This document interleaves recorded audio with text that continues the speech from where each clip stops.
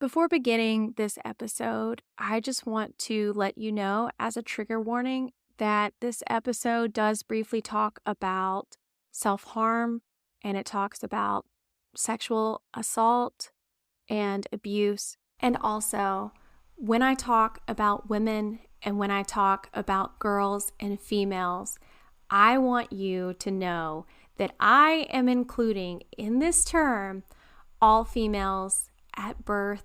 I want to talk about my non-binary people. I want to talk about the ones who identify as women. This episode is for you, and you are included in this one word that is an umbrella that is made for you to fit under. Testing. Still way too loud. Dang it, Jamie. Can you please come get Ellie? Okay, let's try this again. You're listening to The Neurodivergent Nurse, and I'm your host, Jamie. I'm a registered nurse who has ADHD. On this podcast, we will talk all things ADHD. I'm really just beginning to learn about this diagnosis and how to navigate through it. But I am so excited to take you on this messy and raw journey with me so that we can learn together. So let's get started. Imagine with me for a minute. Imagine a gender-equal world, a world free of bias, stereotypes, and discrimination. A world that is diverse, equitable, and inclusive. A world where difference is valued and celebrated. That sounds beautiful, especially for those of us who struggle with ADHD. We want there to be equity. We want things to be equal, that our neurodivergence is celebrated. And we try to make it known to remove the stigma. We try to increase the transparency so that the stereotypes may start to fade away, for people to know that we aren't lazy, we aren't dumb, we aren't flighty, but our brains are creative and they are so fast.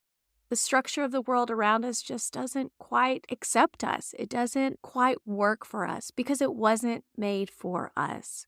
Today is International Women's Day. Today is a day that we should all embrace equity. Today is a day that we need to recognize that we can forge women's equality. We need to start to take action to drive gender parity. And one of the areas, if you know anything about ADHD, that women just don't quite fit, that women, they don't fit in, that women, they aren't seen the same way, is when it comes to the diagnosis of ADHD. So many women are first diagnosed with some type of anxiety disorder or depression, and they come to find out that those medications that they were prescribed for that anxiety, for that depression, never made a difference. And somewhere, someone mentioned ADHD to them. And as they started unraveling what ADHD looks like in women, in girls, they saw themselves. And their life became better when they received that ADHD diagnosis. But many people hold that long-standing and widespread belief that only boys have ADHD. And obviously, that's a myth.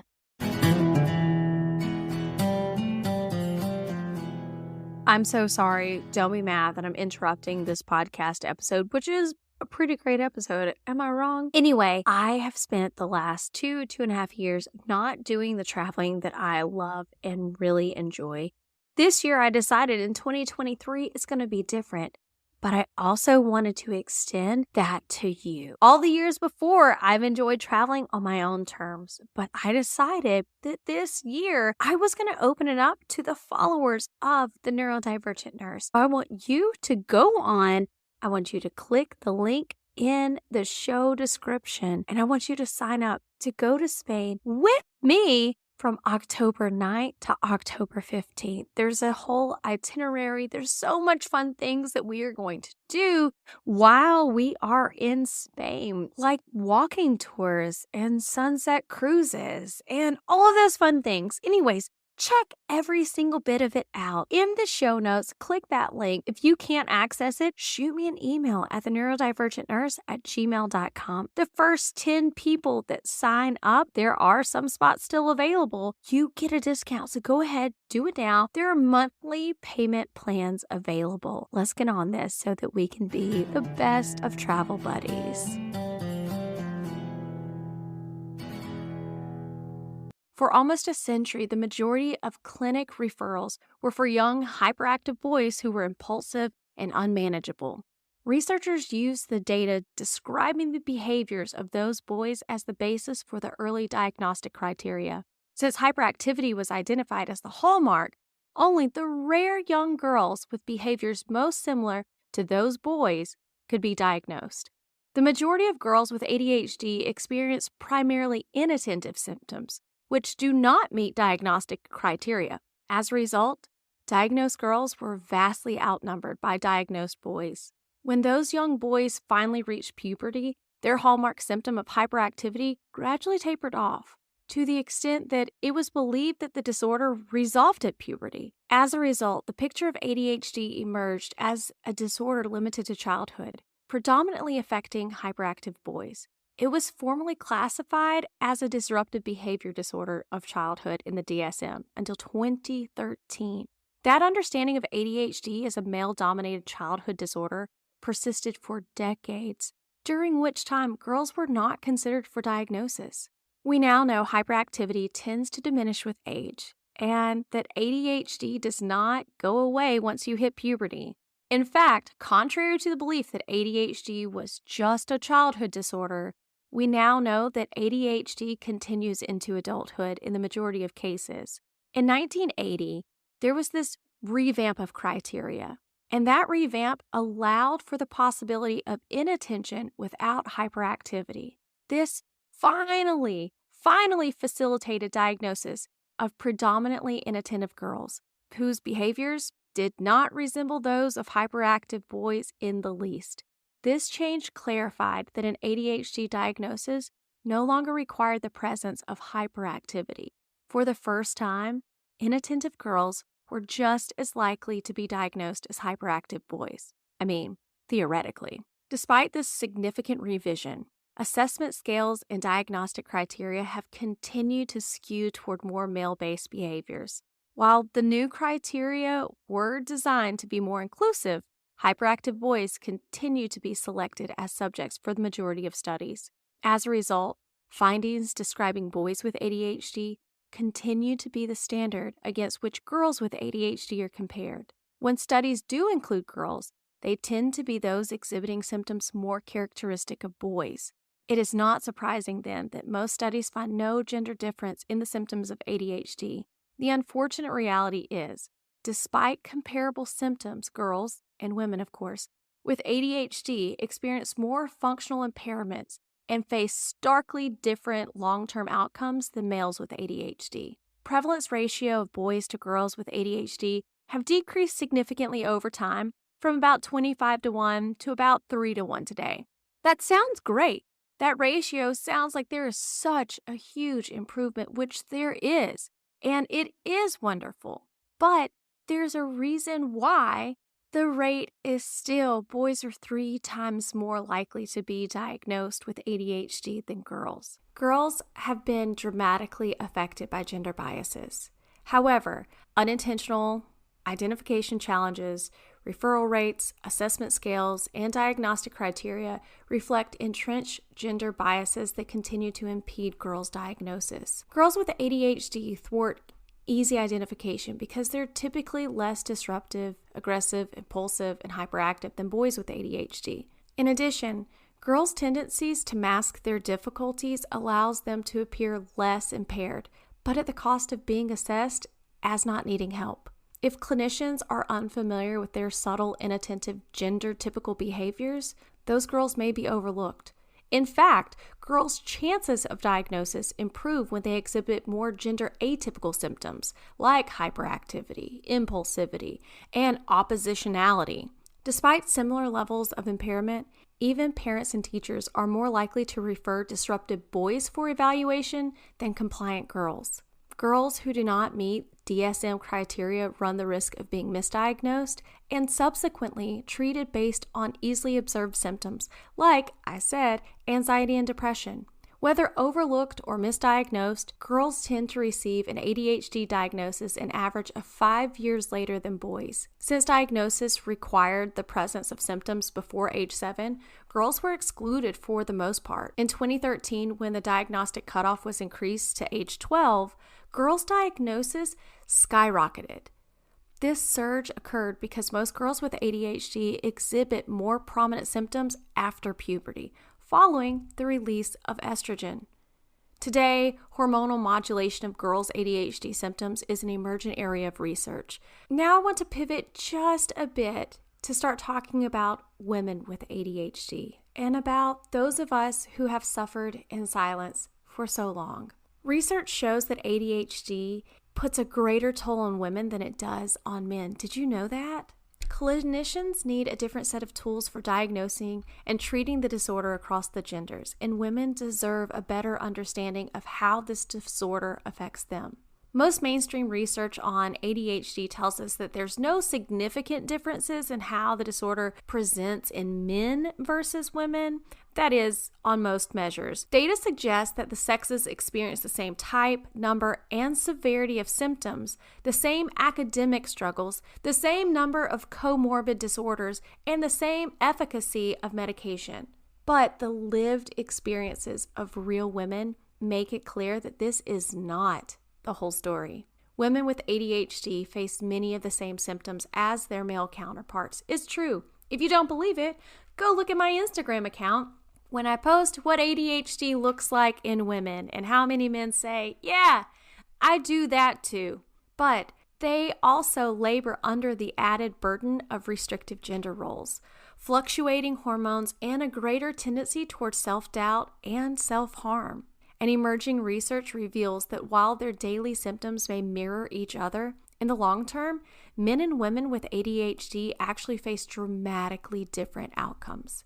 It may be time for the ADHD establishment and women themselves to accept that gender differences play a more significant role in the life with attention deficit than previously thought.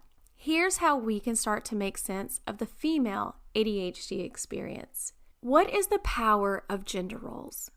Many women feel that conforming to gender role expectations is the route to acceptance. Societal demands for communication and cooperation require perfect choreography of the executive functions.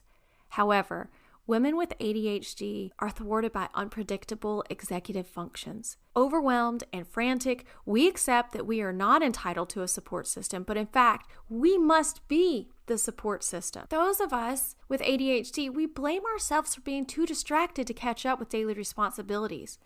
We allow our lack of motivation, disorganization, or lateness to define us, and we anticipate criticism and rejection. We're ashamed of our emotional reactivity. We censor ourselves rather than risk inappropriate responses. Nonetheless, when we're less guarded at home, our frustration triggers outbursts directed at our partners and our children. Such unintended episodes leave us feeling demoralized and overwhelmed with regret.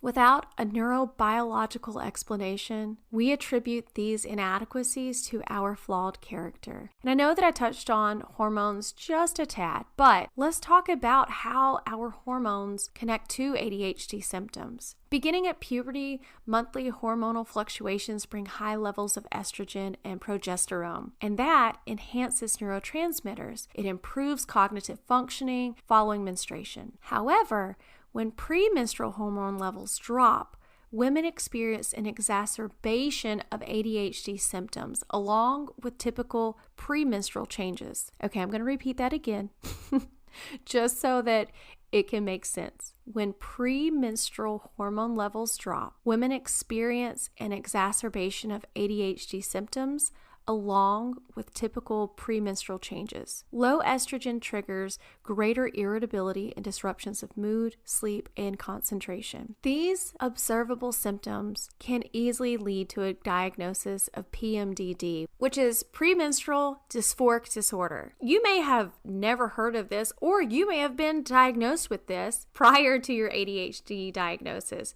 but this is a severe, sometimes disabling extension of premenstrual syndrome of PMS. Although PMS and PMDD both have physical and emotional symptoms, PMDD causes extreme mood shifts that can disrupt daily life and damage relationships. Does that sound familiar to your ADHD? Which is why these observable and measurable symptoms can lead to that diagnosis without considering that it just might be underlying ADHD. As estrogen levels drop throughout menopause, ADHD symptoms intensify. In combination with age-related cognitive changes, confusion, memory, concentration, and sleep, all of it becomes even more impaired. Since women now spend about a third of their lives post-menopause, it is critical that research explore the impact of hormonal cycles on ADHD symptoms. Let's talk about why women with ADHD are often perfectionists. Many women acquired self-esteem through early academic successes. As adults, we still rely on intellect to help us compensate. But the difficulty of sustaining attention makes us question our abilities. Success now requires tremendous investments of time and energy. Comparing ourselves harshly to peers who seem to achieve effortlessly, we are determined to present a seamless facade. However, rigid perfectionism comes at a very, very high price. Relentless self-monitoring is fueled by exhausting anxiety. Some of us women, we stay up most of the night immersed in obsessive preparations, or obsessive studying, or trying to just have the same amount of knowledge as your cohorts. But when something falls through the cracks, our high standards leave us feeling demoralized and undeserving of compassion. Our facade is only successful if no one suspects the desperation that consumes us. However, this mask of conformity never allows us to be known. Our struggles are a secret, but it's no less damaging. Now, let's talk about how comorbid conditions complicate this picture.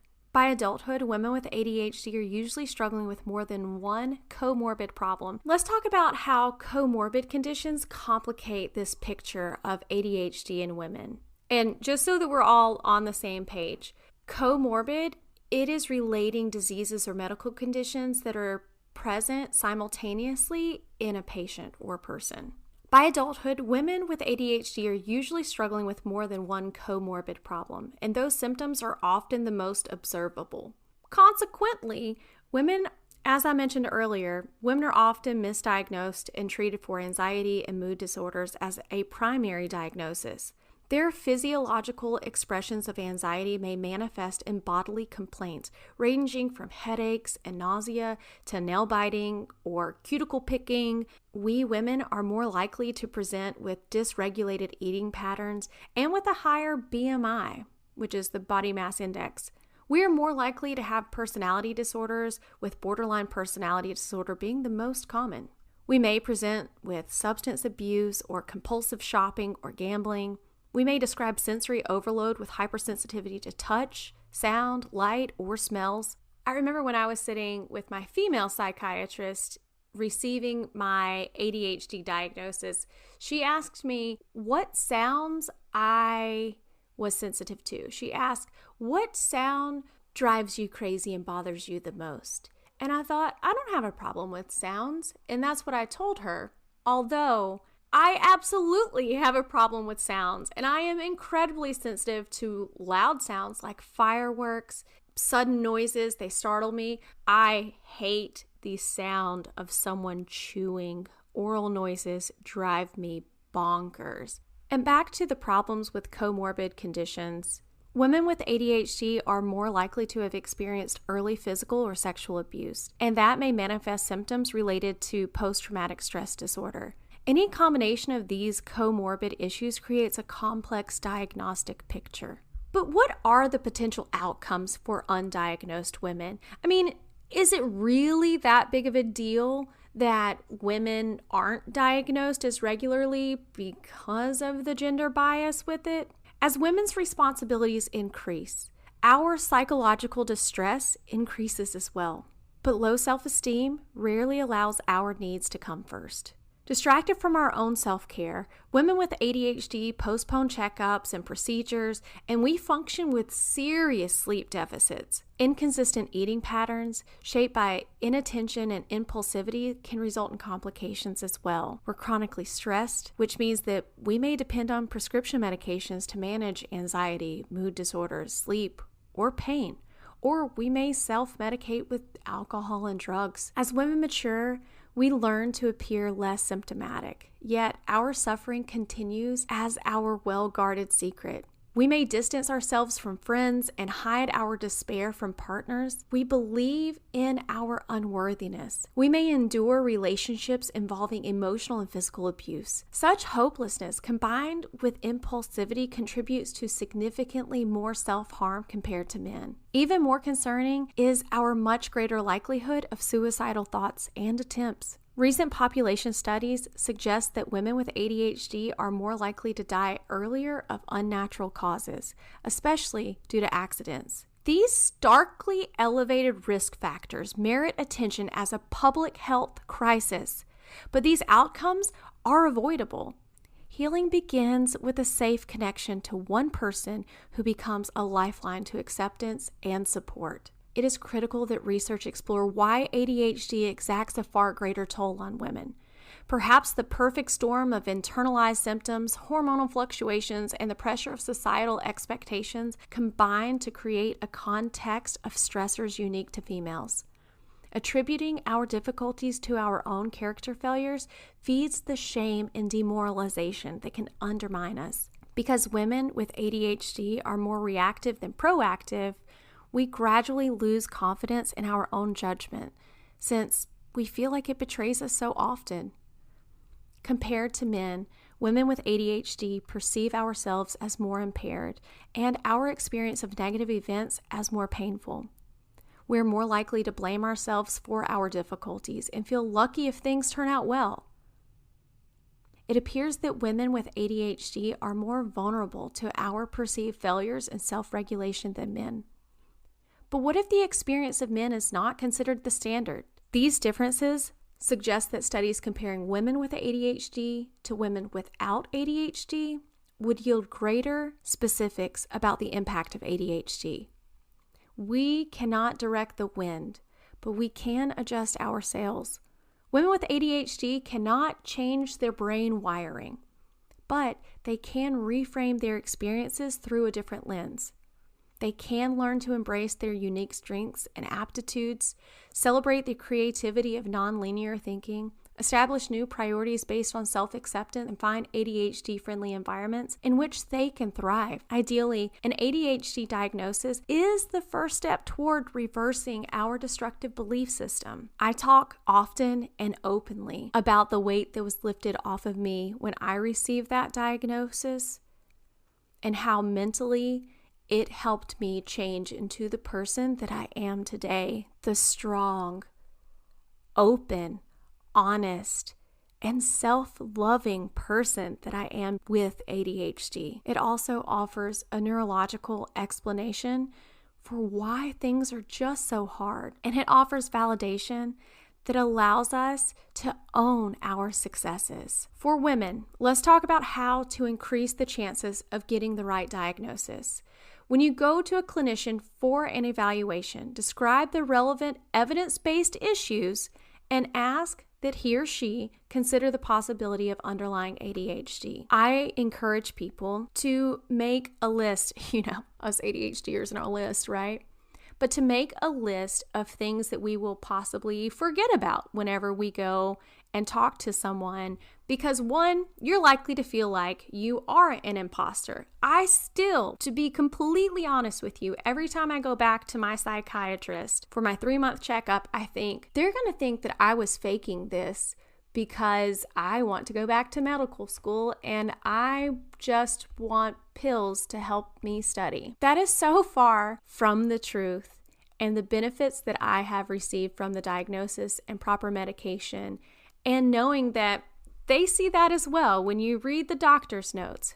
But there's still that nagging thought in my head. And so when you go for your initial diagnosis, you're probably going to have an exacerbated form of that fear. Make a list of the things that you think from day to day as you're going on and leading up to your appointment that you think looks like ADHD. In your notebook, this is what I want you to include. And I am going to give you examples from my personal account, my personal Jamie symptoms. So obviously you're not going to have the exact same ones, but it's going to help give you a format or an idea of what I'm talking about.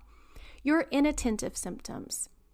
My inattentive symptoms may come when I misspell things and everybody notices it but me. Your internalizing symptoms, which could be social anxiety. I struggled with paralyzing social anxiety for many years that also would turn into panic attacks in certain situations. Emotional dysregulation that may come along with your time management skills. Are you consistently late?